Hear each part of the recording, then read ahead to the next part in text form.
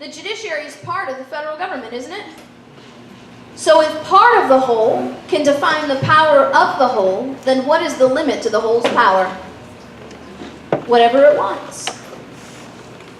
Now, if your federal supremacist is an educated one, he's going to try to explain to you that Madison is an incredible source for this.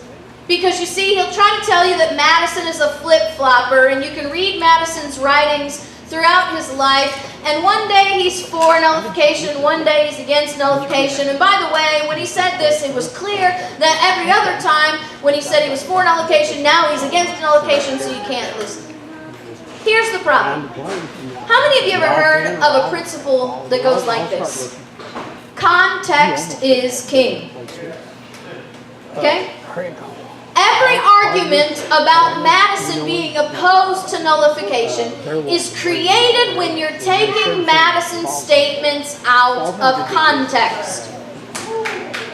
You have different periods of history with different activities happening and different circumstances. Madison is not contradicting himself, he is clarifying terms. So you have to know the history. And by the way, Madison does say this.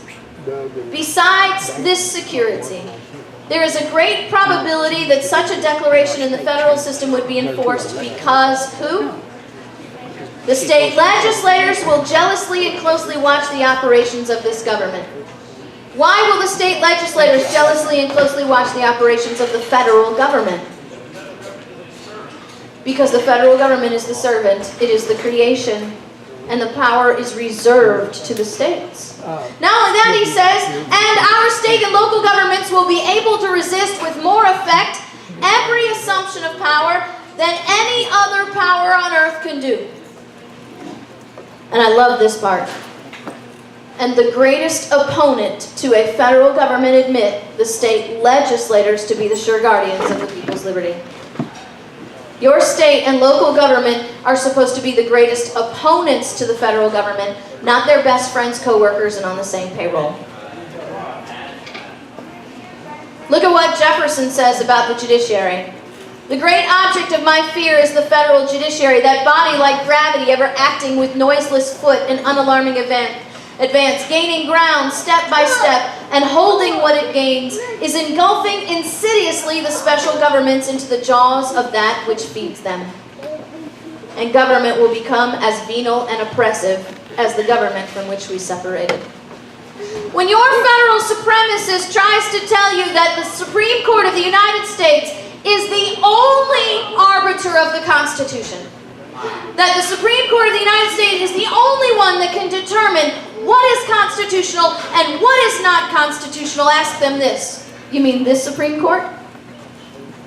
You mean the Supreme Court that said Dred Scott could not be a citizen of the United States because he was a black man? That was their interpretation of the Constitution, because the Constitution does not say that. And neither did the founders of our country. Because prior to the Civil War, black men were not only citizens, they were property owners, they voted in some jurisdictions, and they even owned their own slaves. It was the Supreme Court that said black men are property. Is that the one we're supposed to rely on?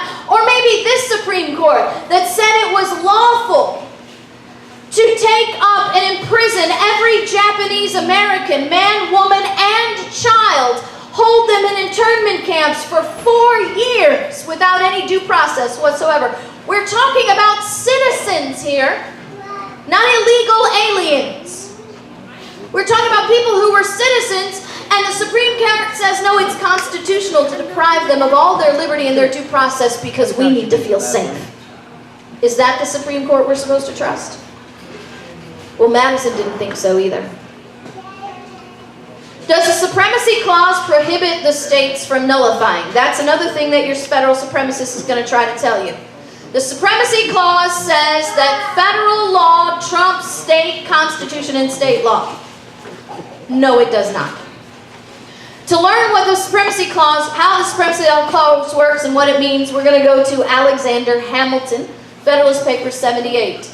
And he makes it as clear as anybody could make it. No legislative act contrary to the Constitution can be valid.